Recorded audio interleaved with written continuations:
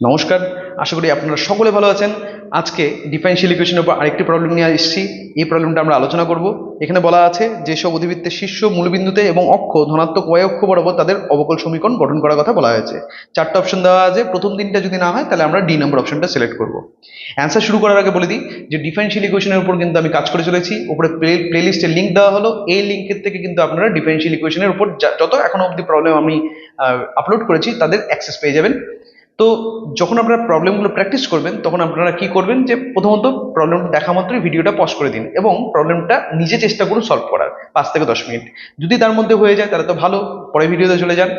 যদি না হয় তাহলে পরে আপনারা ভিডিওটা দেখে নিন যে অ্যান্সারটা কি করে হচ্ছে। তো এভাবে যদি আপনারা প্র্যাকটিস করতে পারেন তাহলে কিন্তু আপনাদের ডিফারেনশিয়াল ইকুয়েশনে বেস স্ট্রং হবে। এবং বলে দিই যে আমি চেষ্টা করব যে আমি অলরেডি বলেছি আমার আগের ভিডিওগুলোতে যে আমি এসএন দে এমটিজি আরিহান্ত আর সাতরা এই চারটা বইয়ের প্রবলেমগুলো সলভ নিয়ে আলোচনা করা শুরু করে দিয়েছি অলরেডি। একে একে এখানকার ডিফারেনশিয়াল ইকুয়েশনের যত প্রবলেম আছে তাদের সবগুলোকে আমি আলোচনা করব। এই প্লেলিস্টের মধ্যেই সেগুলো সব থাকবে। এর পাশাপাশি আরও যদি কোনো বই হয় বা আরও যদি আমি কোনো বই পারি, এক্সট্রা মেটেরিয়াল যদি দিতে পারি আপনাদেরকে, সেটা আমি চেষ্টা করব প্রোভাইড করার। এই বলে আজকে ভিডিওটি স্টার্ট করছি। এখানে যে অধিবৃত্তের সমীকরণ গঠনের কথা বলা হয়েছে, প্রথমত অধিবৃত্তের সমীকরণটা আমার লাগবে। তো বলা আছে অধিবৃত্তের শীর্ষ মূলবিন্দুতে, ভালো কথা, এবং অক্ষ ধনাত্মক y অক্ষ বরাবর। তার মানে বেসিক্যালি সেই সমস্ত অধিবৃত্তের সমীকরণ হয় x² = 4ay এই জাতীয়। তো এর অবকল সমীকরণ আমাদের গঠন করার কথা বলা হয়েছে। ছবিটা কিরকম হয়, ছবিটা এরকম হয়ে যায়, ঠিক আছে। তো ধনাত্মক y অক্ষ বরাবর এবং শীর্ষ মূলবিন্দুতে, এটা হচ্ছে 0,0 পয়েন্ট, হ্যাঁ। আর এটা হচ্ছে ধনাত্মক y অক্ষ, এটা ঋণাত্মক y অক্ষ, এটা ধনাত্মক x অক্ষ, এটা ঋণাত্মক x অক্ষ। তো এই জাতীয় যে অধিবৃত্ত আছে সেই সমস্ত অধিবৃত্তের ডিফারেনশিয়াল ইকুয়েশন গঠনের কথা বলা হয়েছে।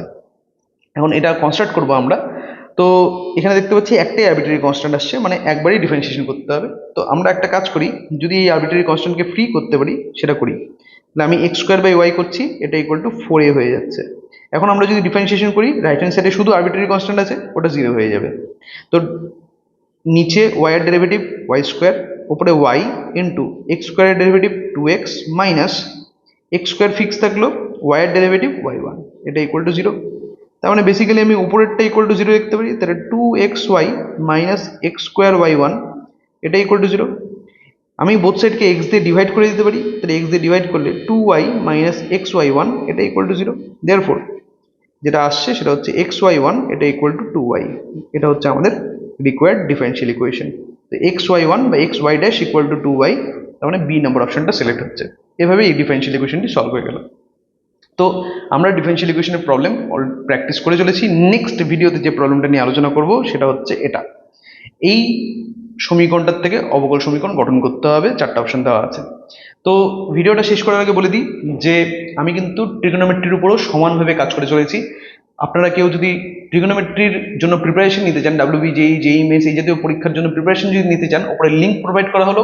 এই প্লেলিস্টের থেকে কিন্তু এই পরীক্ষাগুলোতে ট্রিগোনোমেট্রির উপর প্রিভিয়াস ইয়ারে কি কি কোয়েশ্চেন এসেছিল সেই সমস্ত কোয়েশ্চেন নিয়ে কিন্তু আমি আলোচনা করছি এই প্লেলিস্টে। তো সেটা দেখে আপনারা প্র্যাকটিস করতে পারেন। যেভাবে আমি ডিফারেনশিয়াল ইকুয়েশন শুরুতে আপনাদেরকে বলেছিলাম প্র্যাকটিস করার জন্য, ঠিক সেম ভাবে আপনারা ট্রিগোনোমেট্রি প্র্যাকটিস করতে পারেন।